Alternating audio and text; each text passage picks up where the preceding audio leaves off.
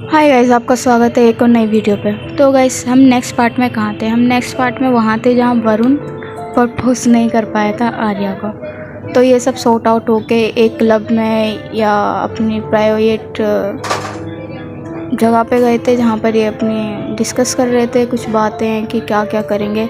तो चलो आगे बढ़ते हैं। ये अपने घर जा चुके थे तो स्टार्ट करते हैं यहाँ से। तो गाइस, अब इनकी फेवर हो चुका था। अब ये अपने करियर की तरफ देख रहे थे कि कौन क्या करेगा। मैंने पहले ही बता दिया था, सब अपनी लाइफ में जा रहे थे। तो वरुण करता है आर्या को कॉल। वो 3-4 कॉल करता है वरुण आर्या को, लेकिन आर्या नहीं उठाती है कॉल वरुण की। और वैसे ही वो मैसेज करता है, यार कॉल कर, तुझे कुछ अर्जेंट बात बतानी है। तो वैसे ही वो ये मैसेज देखती है तो फिर कॉल करता है अरुण, तो उसकी कॉल उठाई जाती है। तो आर्या कहती है, हाँ बोल, क्या कह रहा था, क्या अर्जेंट बात बतानी है? तो वरुण कहता है, मैं जा रहा हूँ नेशनल, अमेरिका जा रहा हूँ स्टडी करने के लिए। कॉलेज में मेरा एडमिशन हो चुका है। तो तू मुझसे बात करेगी ना? तूने प्रॉमिस करा था मुझसे, तू करेगी ना पक्का? तो आर्या कहती है, हाँ करूँगी यार, कर लूँगी, मैं कहीं भागी नहीं जा रही, नंबर है ना तेरे पास? तो वैसे ही इनकी बात होती रहती है यहाँ वहाँ की, ठीक है। तो स्टार्ट करते हैं अब। एक्साइटेड हो ना? मैं कह रही हूँ कि स्टार्ट क्या करना है। तो स्टार्ट हमें ये करना है कि अब वरुण जा रहा था इंटरनेशनल, तो ग्रुप में मैसेज डाल दिया था वरुण ने कि मैं जा रहा हूँ, मैंने फ़्लाइट बुक करवा ली है और वहीं से मैं निकलने जा रहा हूँ। तो चलो गाइस, मुझे छोड़ने चलो, इतने टाइम फ़्लाइट है। तो सब पर टिक मार्क आता, उन्होंने बोला ओके डन, हम आ रहे हैं। तो उसने टाइम बता देता इतने बजे। तो वैसे ही ये दिन गुजर जाता है और बच जाते हैं। उसकी फ़्लाइट थी 12 या 1 बजे की थी और ये सब छोड़ने गए थे उसे 10 बजे। तो ये सब एक कार में बैठ जाते हैं। वहीं पे वरुण आता, और वरुण जैसी आर्या आ चुकी थी तो वरुण आर्या को देख रहा था, उसकी आंखें पूरी नम थी और वो बिल्कुल सैड था यार, पूरा का पूरा। कहता ना, बंदा संभाल नहीं पा रहा है। खामोशियों की सुबह, समझ मेरा हाल क्या है, मैं बयां करूं। तो वही चीज़ हो रही थी।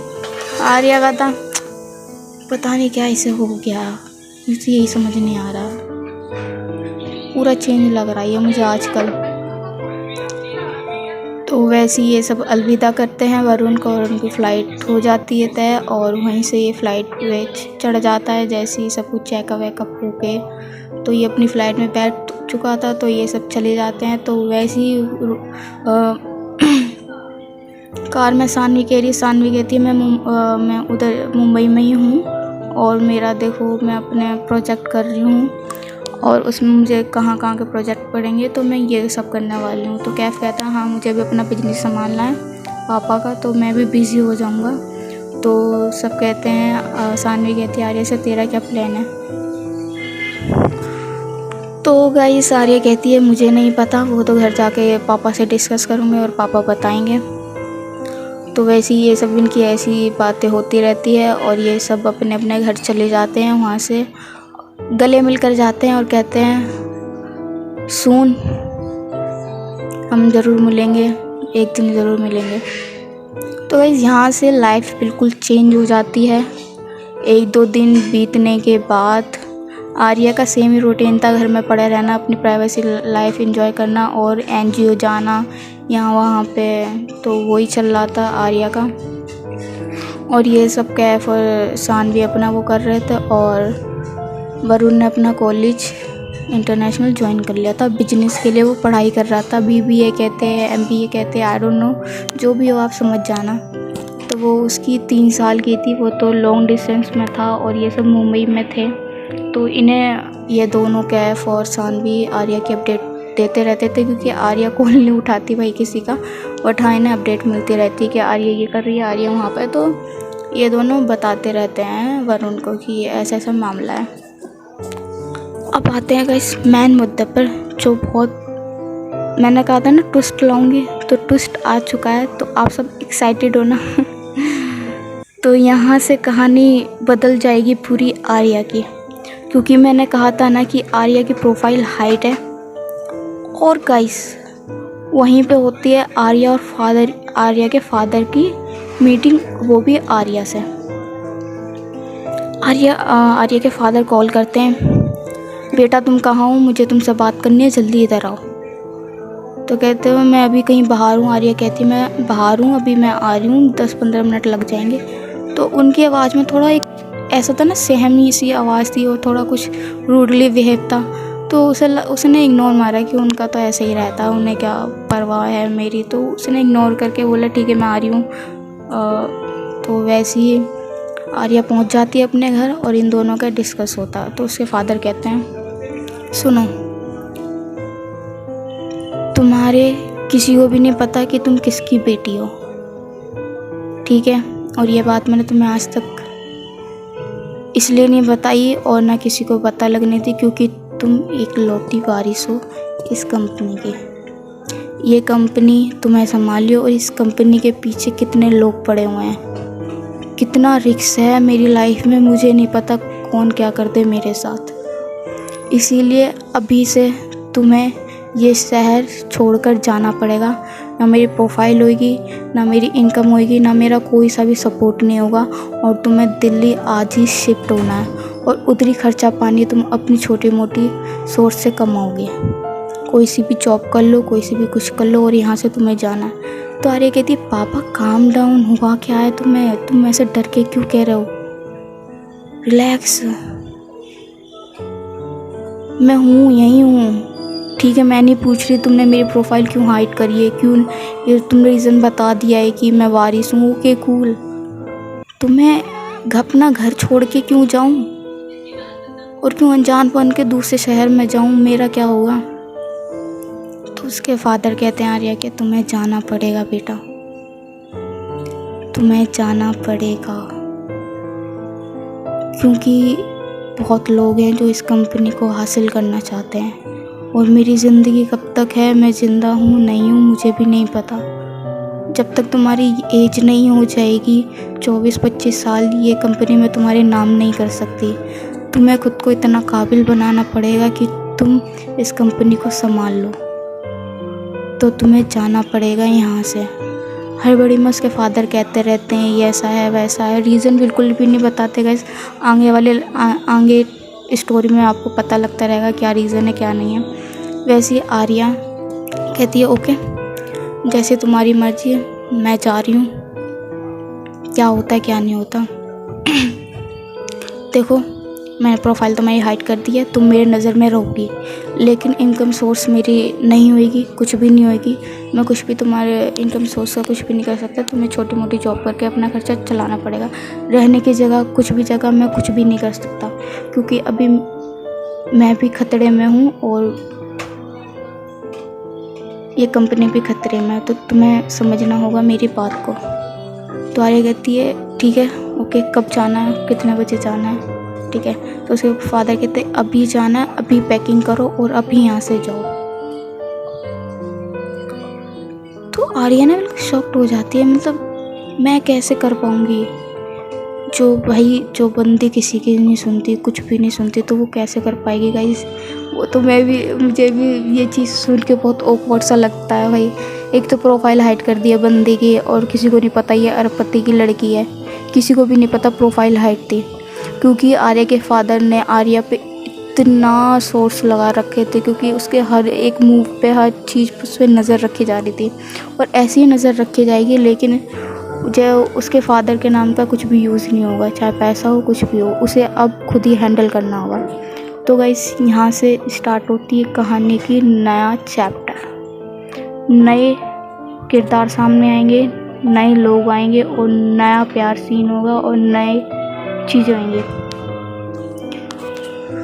तो यहाँ से आर्या पैकिंग वैकिंग करती है और फ्लाइट करती है दिल्ली के लिए और यहाँ से तो उसके पापा सब कुछ हैंडल करवा देते हैं और उसके फादर कॉल करते हैं किसी से और बोलते हैं सब कुछ हो गया है, अब तुम्हें यहाँ से संभालना है। मेरी बेटी को कुछ नहीं होना चाहिए, हर चीज़ पे मुझे अपडेट चाहिए, नज़र रखनी है उस पर, कुछ नहीं होना चाहिए।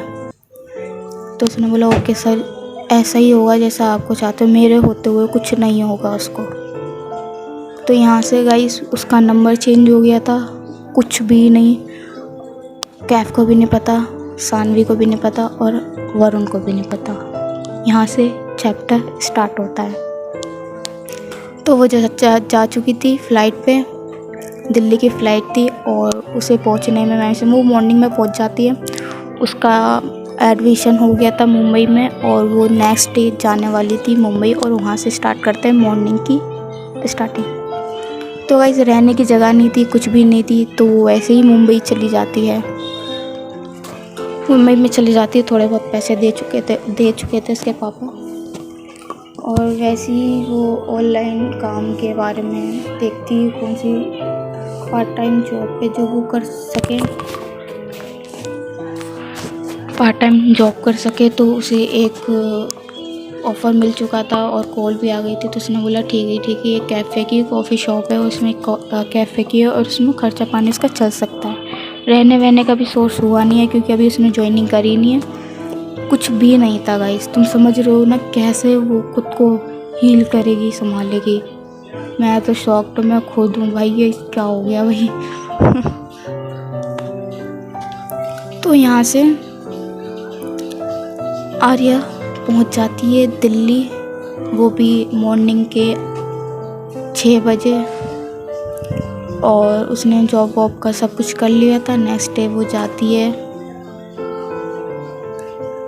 पहले तो वो दिल्ली देखती रहती है गाइस। यहाँ से थोड़ा डील डाल देते हैं कि क्या क्या होता है। पहले वो दिल्ली देखती है यहाँ वहाँ से, और वो अपनी सिगरेट लेती है और वो सिगरेट चलाती है और कहती है यार मैं कैसे संभाल लूँगी यार, कैसे होगा, कैसे कुछ नहीं होगा, मुझे तो कुछ नहीं है, पापा ने और ये कह दिया और मेरा नंबर फ़ोन वोन सब कुछ ले लिया। तो गाइस तुम्हें पता है ना अब क्या होने वाला है।